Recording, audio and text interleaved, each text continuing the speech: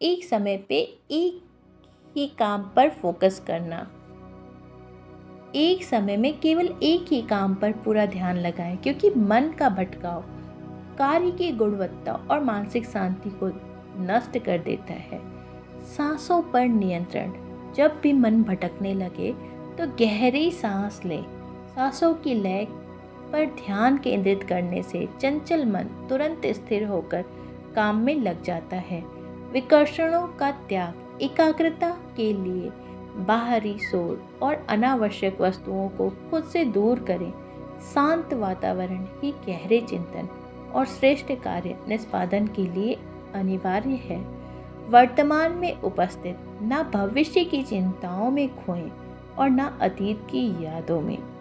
जो कार्य अभी हाथ में है उसे ही अपनी संपूर्ण पूजा समझें।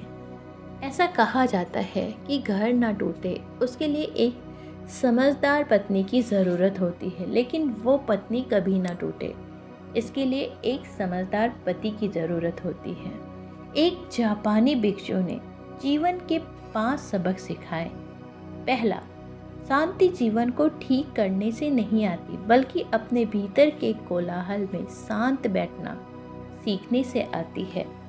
जो धैर्य को साथ लेता है वो कभी हारता नहीं, क्योंकि वह उस चीज़ से लड़ना छोड़ देता है जो उसके नियंत्रण में नहीं। अपने आसपास की जगह रोज साफ करें। कमरे की धूल मन में शोर बन जाती है।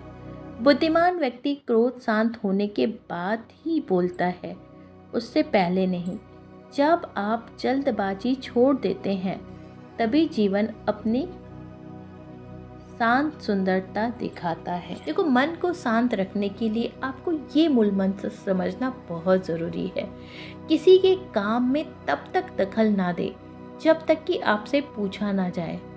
जब तक कोई मुंह पर ना कहे तब तक खुद को शांत रखें। लोगों की बातों में ना आए। जिस व्यक्ति के साथ झगड़ा हो गया हो के स्टेटस ना देखें। माफ़ करना और बातों को भूलना सीखें। उतना ही काम हाथ में ले जितना करने की क्षमता हो। ईर्ष्या की भावना से बचें और दूसरे के अच्छे कर्मों की प्रशंसा करें। खुद को माहौल में ढालने की चेष्टा करें। दूसरों से खुशी की तुलना ना करें।